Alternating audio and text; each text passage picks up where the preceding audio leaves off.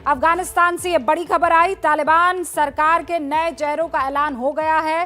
काबुल पर कब्जे के पूरे 23 दिन बाद तालिबान ने आज अपनी सरकार के चेहरों का ऐलान कर दिया है।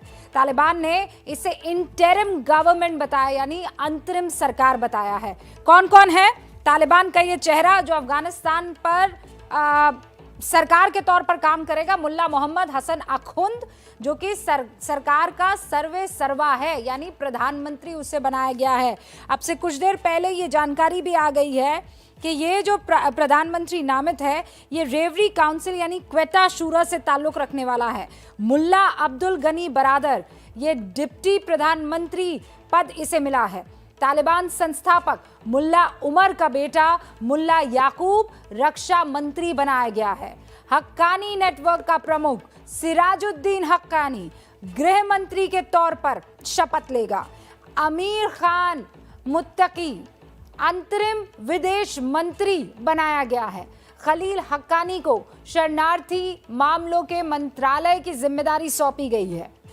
कारी फसीउद्दीन अफगानिस्तान सेना का प्रमुख बनाया गया है। अब्दुल हक वसीक सुरक्षा विभाग का प्रमुख बनाया गया है। मुल्ला ताज मीर खुफिया विभाग का उप प्रमुख बनाया गया है, जबकि मुल्ला रहमतुल्लाह नजीब को सुरक्षा निदेशालय के उप निदेशक की जिम्मेदारी सौंपी गई है। कईयों के तो चेहरे आज तक दुनिया ने देखे नहीं है, लेकिन अब खबर यह आ रही है कि यही सरकार का इंटरिम चेहरा जो है होने वाले हैं। ईरान की तर्ज पर हिब्तुल्लाह अखुंदजादा सुप्रीम लीडर बना रहेगा, लेकिन असल कमान जो है वो मुल्ला मोहम्मद हसन अखुंद के पास होगी। हम आपको मुल्ला हसन अखुंद के बारे में थोड़ा सा बता देते हैं। मुल्ला हसन अखुंद कांधार का रहने वाला है। उसने पढ़ाई पाकिस्तान के मदरसों से की। तालिबान की रहबरी शूरा का 20 साल ये प्रमुख रहा है और उसे मिलिट्री से ज्यादा धार्मिक मामलों का जानकार माना जाता है। हसन अखुंद सुप्रीम लीडर हिब्तुल्लाह अखुंदजादा का बेहद करीबी माना जाता है। पश्चिमी मीडिया में इसे तालिबान का लाइट वेट नेता कहा जाता है। 90 के दशक में तालिबान की सरकार में कई मंत्रालय इसने संभाले थे और अब अफगानिस्तान का ये प्रधानमंत्री। तालिबान की इस नई कैबिनेट में जिन चेहरों को शामिल किया गया है, उन्हें देखने के बाद कुछ बातें तो बिल्कुल स्पष्ट हो गई है। क्या है वो? सबसे पहली बात तो ये है कि दोहा वार्ता के नेताओं को सरकार बनाने में ज्यादा तवज्जो नहीं मिली है। दूसरी बात यह है कि अफगानिस्तान के तालिबान नेताओं का बोलबाला इसमें साफ तौर पर दिख रहा है। अफगानिस्तान की नई सरकार में आईएसआई की पसंद के चेहरों को शामिल किया गया है और हक्कानी नेटवर्क को सरकार में एक बहुत बड़ा हिस्सा मिला है। ये क्लैरिटी के साथ इसमें दिखाई दे रहा है। प्रणय उपाध्याय मेरे सहयोगी अब मेरे साथ जुड़ चुके हैं, जरा उनका रुख करते हैं। प्रणय, मोटा मोटी तो हमने इन चीज़ों को दर्शकों के सामने रख दिया है, लेकिन मुझे पता है कि बहुत से ऐसे अपडेट्स और इनपुट्स जो हैं अब आपको मिलने लगे होंगे। कई तो ऐसे नाम हैं जिनके बारे में हम भी पहली मर्तबा सुन रहे हैं, लेकिन ये इंटरिम गवर्नमेंट का चेहरा रहने वाले हैं। क्या बताता है सरकार का ये नया चेहरा?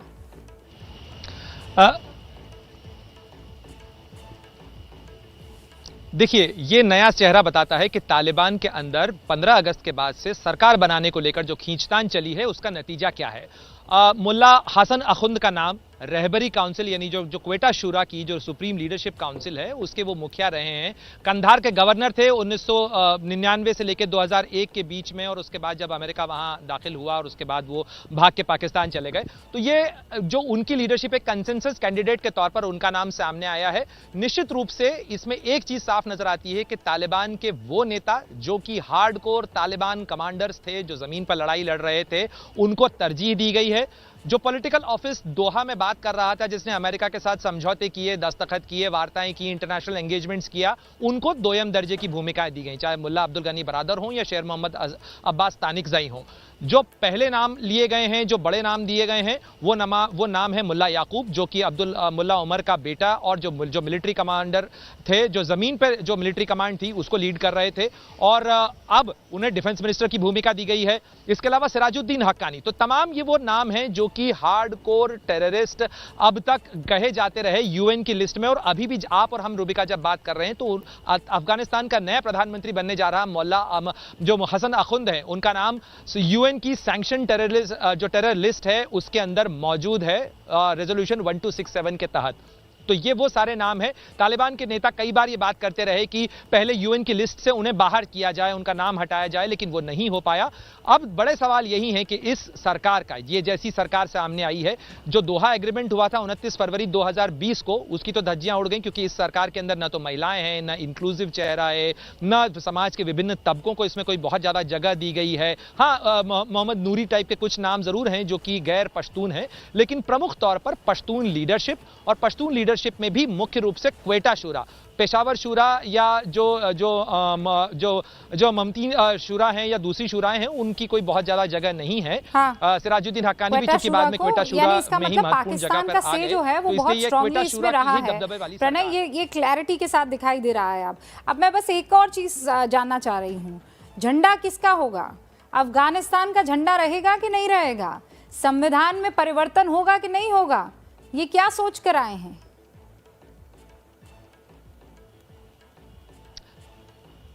देखिए, अभी तो रूबिका यही पता नहीं, क्योंकि ये जो एक्टिंग सरकार बनाई है, इस सरकार का ढांचा काम कैसे करेगा, क्योंकि हैबतुल्लाह अखुंदजादा जो कि सुप्रीम लीडर हैं, उसके प्रति ये सरकार जवाबदेह कैसे होगी, क्या उसका मैकेनिज्म होगा, ये अभी स्पष्ट नहीं है। किस संविधान के तहत ये काम करेगी, क्योंकि इस्लामिक रिपब्लिक ऑफ अफगानिस्तान तो उन्होंने खत्म कर दिया, अब इस्लामिक अमीरात ऑफ अफगानिस्तान है। ये इस्लामिक अमीरात ऑफ अफगानिस्तान कैसे काम करेगी, इसका संविधान क्या होगा? और आपको ध्यान हो तो 1999 में भी, जब 1996 के बाद भी जब तालिबान की पहली सरकार आई थी, तो जो नामित किए गए थे वो तमाम लोग जो हैं वो एक्टिंग ही बनाए गए थे, कार्यवाहक ही बनाए गए थे, लेकिन वो इससे पहले कि वो पार्लियामेंट बनाते और उसको रेटिफाई करवाते, और वो पूरी सरकार ही भंग हो गई, और अमेरिका के ऑपरेशन के बाद में वो सरकार जो है काबुल से विदा हो गई।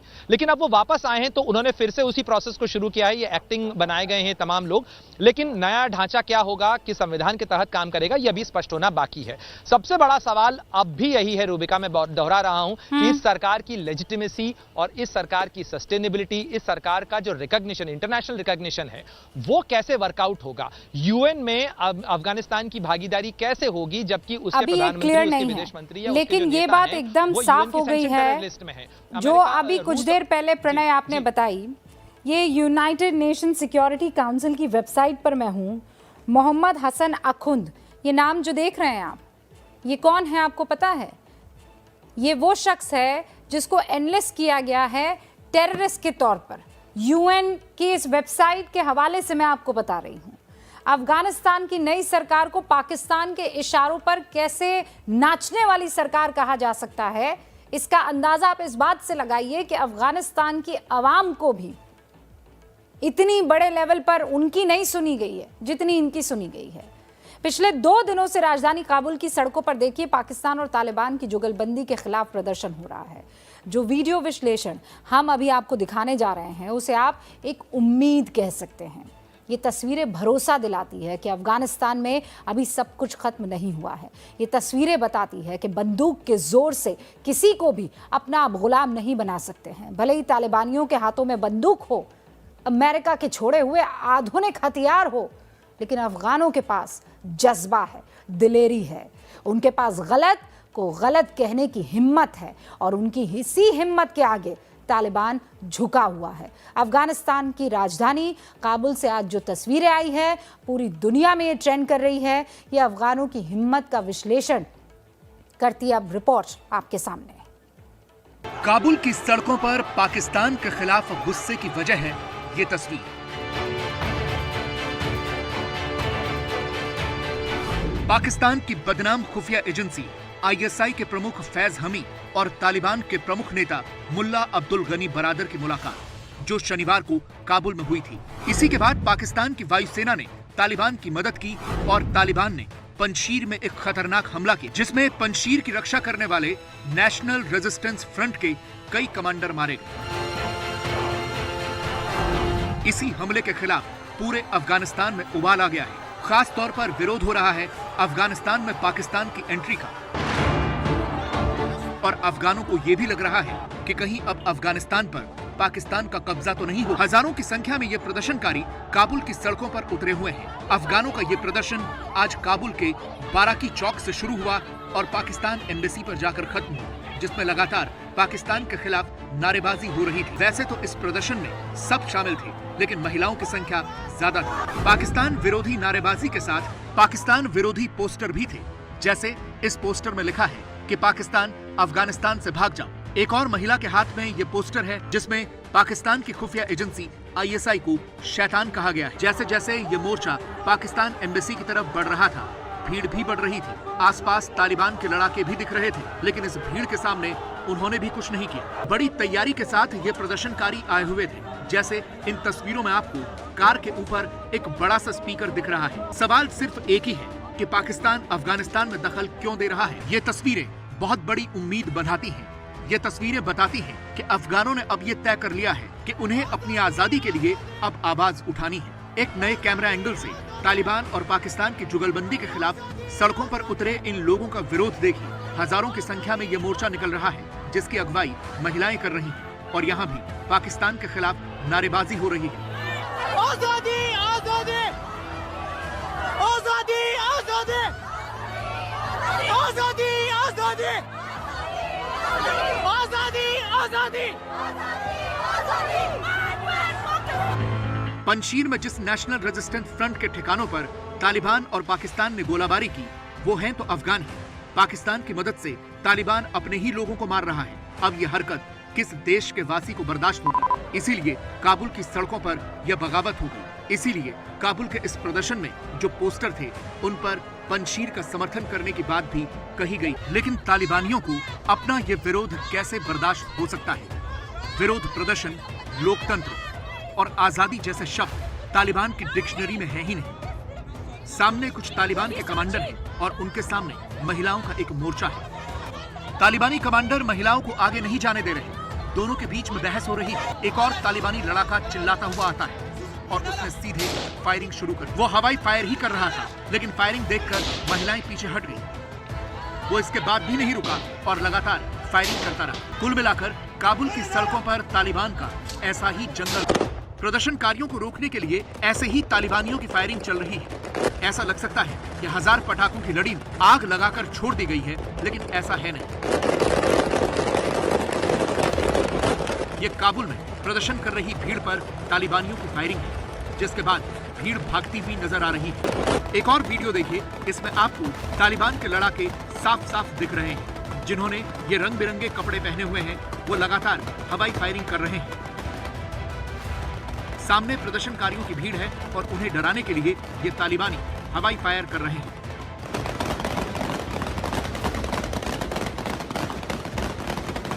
उस बवाल की कर दे जिसमें एक तरफ किसान हैं, दूसरी तरफ प्रशासन।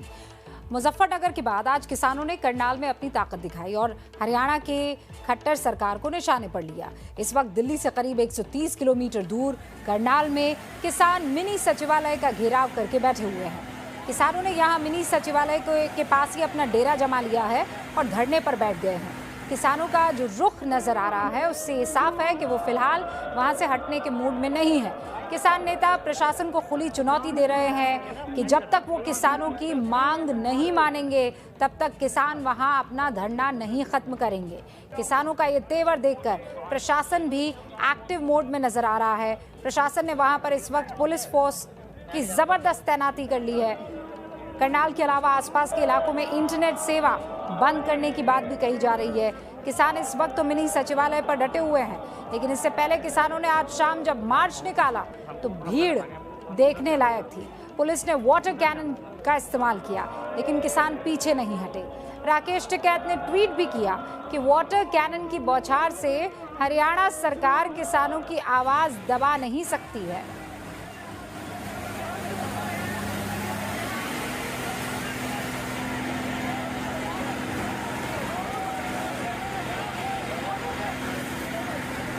तो ये दो तस्वीरें इस वक्त टेलीविजन स्क्रीन पर आपको दिखाई दे रही है। एक तो राकेश टिकैत इस वक्त धरना प्रदर्शन कर रहे हैं, मिनी सचिवालय के सामने धरने पर बैठ गए हैं। उनके साथ बाकी तमाम किसान जुटे हुए हैं, डटे हुए हैं। और दूसरी तस्वीर में आप देख सकते हैं जब प्रशासन की तरफ से वाटर कैनन, पुलिस की तरफ से वाटर कैनन का इस्तेमाल किया था। करनाल में आज किसानों की महापंचायत हुई क्यों थी, अब ये समझ लीजिए आप। इसीलिए बुलाई गई थी क्योंकि कुछ दिन पहले करनाल में पुलिस के लाठीचार्ज में किसान की मौत हो गई थी। 28 अगस्त को करनाल में किसानों ने हरियाणा सरकार का विरोध किया था। इसके बाद पुलिस और किसानों के बीच करनाल में बस्ताड़ा टोल प्लाजा जो है वहां पर झड़प हो गई। इसमें हरियाणा पुलिस ने किसानों पर लाठीचार्ज किया। इसी लाठीचार्ज में किसान की मौत की खबर आई। उसी के बाद से किसान हरियाणा सरकार से बहुत नाराज चल रहे थे और इसीलिए आज पूरा का पूरा काफिला पहुंच गया करनाल।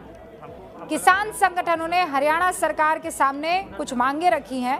इसमें सबसे बड़ी मांग यह है कि एसडीएम आयुष सिन्हा के खिलाफ हत्या का केस दर्ज किया जाए। किसानों का आरोप है कि एसडीएम ने प्रदर्शनकारी किसानों का सर फोड़ने की बात कही थी, वीडियो वायरल हुआ था, इसीलिए सख्त से सख्त कार्रवाई हो।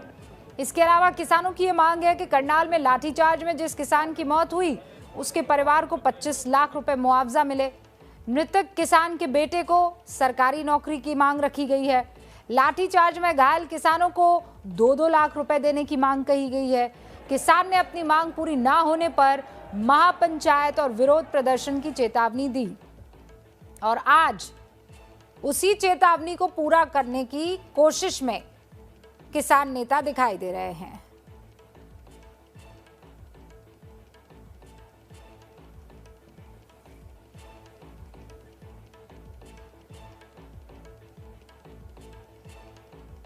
कोई कलवल बता देगा प्रशासन, हमारे कहने से थोड़ा, हमारा गेट पर कब्जा हो गया। अब तो आराम से बैठ के बात कर लेंगे, तो आराम करेंगे, यहाँ अपना कपड़ा लत्ता मंगवाने, खाने पीने का इंतजाम कर लेंगे। बात हमें तय करके बताएगा, क्या बताना उन्हें।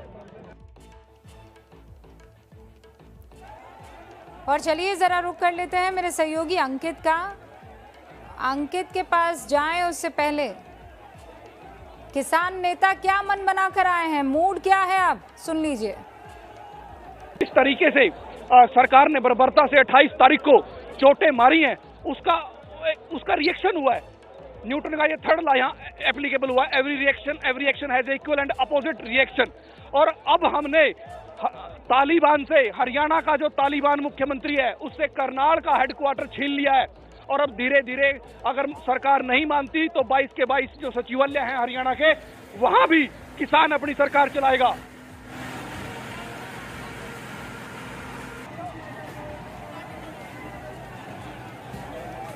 अब ये मामला किसान वर्सेस प्रशासन का पहुंच गया है करनाल।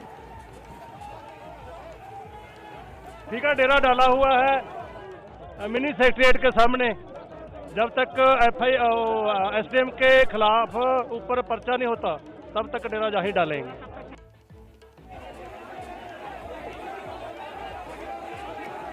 और हरियाणा सरकार की तरफ से कहा जा रहा है कि हर मसले का हल बातचीत है। आंदोलन में कई तरह की मांगे की जाती है, हर मांग को थोड़ा ही पूरा किया जा सकता है। सुनिए। देखिए, ऐसा होता है आंदोलनों में तो बहुत सारी मांगे की जाती हैं। अब वो क्या करना है क्या नहीं करना वो हम सोचेंगे। जो महापंचायत है वो खासतौर से एसडीएम की शब्दावली को लेकर के भी, तो सरकार को विचार करेगी एसडीएम की शब्दावली? नहीं, हम अभी कोई विचार नहीं। कोई लिखित जवाब आया सर? नहीं, कोई विचार नहीं। करनाल में जो कुछ हुआ, कांग्रेस ने उसकी तुलना जलियांवाला बाग से कर दी और पीएम मोदी से तीखा सवाल किया। कांग्रेस ने पूछा कि अगर तालिबान से बात की जा सकती है तो किसानों से क्यों नहीं की जा सकती है। सबसे पहले पूरे देश ने देखा खट्टर और मोदी सरकारों के इशारे पर एक आईएएस अधिकारी, एक एसडीएम पुलिस को किसानों का सर तोड़ने और सर फोड़ने का करनाल हरियाणा में आदेश देता है। उसके बाद पुलिस किसानों के सरों पर लाठियां मारती है, जलियांवाले बाग के डायर की याद दिलवाती है। किसान के खून से करनाल की सड़कें लहूलुहान बना दी जाती हैं, पर किसान फिर भी संयम रखता है। तो हजारों की संख्या में धरती पुत्र किसान, न्याय मांगते शांति प्रिय किसान और हजारों जवान आमने सामने हैं। वाटर कैनन चल रही है, पानी की बौछारें किसानों पर की जा रही हैं। मोदी जी, खट्टर साहब, जब आप दोहा जाकर तालिबान से बात कर सकते हैं तो देश के धरती पुत्र अन्नदाता किसान से क्यों नहीं, जो इस देश का पेट पालता है और प्रधानमंत्री के घर से 10 महीने से 20 किलोमीटर दूर बैठा है दिल्ली की सीमा पर, जिसे आप दिल्ली आने की इजाजत नहीं देते। और इस वक्त मेरे सहयोगी अंकित हमारे साथ जुड़ चुके हैं, जरा उनका रुख करते हैं। अंकित, मामला 28 तारीख का है। ठीक 10 दिन बाद मिनी सचिवालय का घेराव कर लिया जाता है। इस बीच राकेश टिकैत को जगह जगह पर हमने भी देखा, आपने भी देखा, वो पंजाब भी गए, वो दूसरे तमाम इलाकों में उत्तर प्रदेश के दिखे। अचानक करनाल का रुख हो जाता है। क्या इस वक्त आपको ग्राउंड पर दिखाई दे रहा है? रूपिका, निश्चित तौर पर अगर हम राकेश टिकैत की बात करते हैं, किसान नेताओं की बात करते हैं, तो उनका मकसद क्या है? उनका मकसद ये है कि पिछले 8-10 महीनों से सरकार से बातचीत करने की कोशिश हो रही है, लेकिन जनवरी के बाद से कोई बातचीत हुई नहीं है, बातचीत रुकी हुई है। लिहाजा अब एक बार फिर से दबाव बनाया जाए। और दबाव भी क्यों? क्योंकि अभी अगले जो है साल की शुरुआत में अलग अलग राज्यों में चुनाव हो रहे हैं, जिसमें उत्तर प्रदेश और उत्तराखंड भी शामिल है, पंजाब भी शामिल है। लिहाजा एक तरीके से दबाव बनाने के लिए एक नई रणनीति पर काम किया गया है। अब बात की जाए करनाल की। करनाल में 28 तारीख की घटना हुई थी। उसके बाद में जो किसान नेता थे वो लगातार ये सरकार से और प्रशासन से कह रहे थे कि जो दोषी लोग हैं उनके खिलाफ आपराधिक मुकदमा दर्ज हो, और उसके अलावा जो पीड़ित परिवार है, जो किसान जिनकी मृत्यु हुई है, उनके परिवार को मुआवजा दिया जाए। उस मांग को लेकर के आज दोपहर में भी, कल भी बात हुई थी, वो विफल हुई। आज दोपहर में जब एक बार जो है किसान बड़ी संख्या में जुट गए थे, फिर प्रशासन ने उनको बुलाया, किसान नेताओं को, आइए हम आपसे बातचीत करते हैं और आपकी जो भी मांगे हैं उन पर विचार करते हैं। लेकिन इस तरीके से अड़ा नहीं जा सकता। करीबन 2 घंटे तक बैठक हुई, लेकिन बैठक बेनतीजा रही। अब क्या है, वो बैठक जो बेनतीजा रही, जो किसान अपनी मांग को लेकर के प्रशासन के पास गए थे, अब उन्हीं मांगों को लेकर के वो सड़क पर हैं। वो भी तब जब प्रशासन ने एक तरह से मौन स्वीकृति दी है। अगर मैं कहूं कि प्रशासन ने मौन स्वीकृति दी है तो उसके पीछे की वजह है। वजह क्या है कि जब किसानों ने मार्च शुरू की अनाज मंडी से और सचिवालय की तरफ, मिनी सचिवालय की तरफ, तो उस दौरान पुलिस ने उनको बहुत ज्यादा रोकने की कोशिश नहीं की। कुछ पॉइंट्स तो ऐसे थे जहां पर पुलिस ने बैरिकेड लगाए हुए थे, लेकिन जब देखा कि किसान उसको फांद के जा रहे हैं तो बल प्रयोग नहीं किया, सिर्फ एक पॉइंट पर पानी की बौछार की गई। तो कुल मिलाकर के कहा जा सकता है कि सरकार और या प्रशासन और किसान नेताओं के बीच में जो एक मौन कहीं सहमति बनी थी, उसी के तहत पूरी योजना पर जो है काम हुआ। लेकिन माहौल कहां से बिगड़ा? माहौल तब बिगड़ा जब ये किसान नेता पहुंच जाते हैं मिनी सचिवालय और वहां पर ये बयान देते हैं कि अब तो हम यहां पर पहुंच गए हैं, अब आगे तय करेंगे क्या करना है, इस पर तो हमारा कब्जा हो गया है। और बात वही नहीं रुकती है। कहा तो ये भी जाता है कि हरियाणा के 22 जो इस तरीके के मुख्यालय हैं, जो मिनी सचिवालय हैं, वहां पर अब अगर सरकार नहीं मानी तो हम कब्जा करेंगे। तो अब यहां पर से जो है वो गतिरोध जो बीच में लग रहा था कि हो सकता है कि इस मार्च के बाद में खत्म हो जाए, अब बढ़ता दिख रहा है। और अगर बातचीत से ये रास्ता नहीं निकलता तो यकीन मानिए आने वाले दिनों में ये गतिरोध और ज्यादा बढ़ सकता है, माहौल और ज्यादा संवेदनशील हो सकता है। जी रूबिका, और इसी पर नज़र बनानी होगी। अंकित, बहुत बहुत शुक्रिया ग्राउंड रिपोर्टिंग के लिए भी और सारी डिटेल्स हम तक पहुंचाने के लिए। तो कह रहे हैं कि भाई मिनी सचिवालय पर कब्जा कर लिया गया है और जब तक सरकार हमारी मांगे नहीं मांगती है तब तक हम पीछे नहीं हटेंगे। एक ब्रेक के लिए हम रुक रहे हैं, लौटेंगे जल्दी। कितनी देर तक आप हंस की चल सकते हैं बताइए, यही हो रहा है वहाँ। सबसे ज्यादा अगर किसी का बोलबाला रहा है तो वो क्वेटा शूरा के चेहरों का रहा है प्रदर्शनकारियों के लिए। अच्छा, इस बीच ये भी सुनिए आप, तालिबान की तरफ से प्रेस कॉन्फ्रेंस में एक सवाल जब पूछा कि आप महिलाओं पर, प्रदर्शनकारियों पर अत्याचार कर रहे हैं, उनके साथ बदसलूकी हो रही है, गोलियां चलाई जा रही है, तो जवाब तालिबान की तरफ से आया है कि दरअसल हमारे जो ये सुरक्षा कर्मी है, ये प्रदर्शनकारियों से डील करने के लिए ट्रेंड नहीं है, इनको ट्रेन किया जाएगा। प्रदर्शनकारियों के लिए हमारी पुलिस जो है वो प्रशिक्षित नहीं है, ये तालिबान की तरफ से कहा जा रहा है। प्रदर्शनकारियों से कहा कि नियम कायदों में रहें, और ये जितने भी प्रदर्शन हो रहे हैं ये विदेशों से प्रायोजित है, तालिबान आरोप लगा रहा है।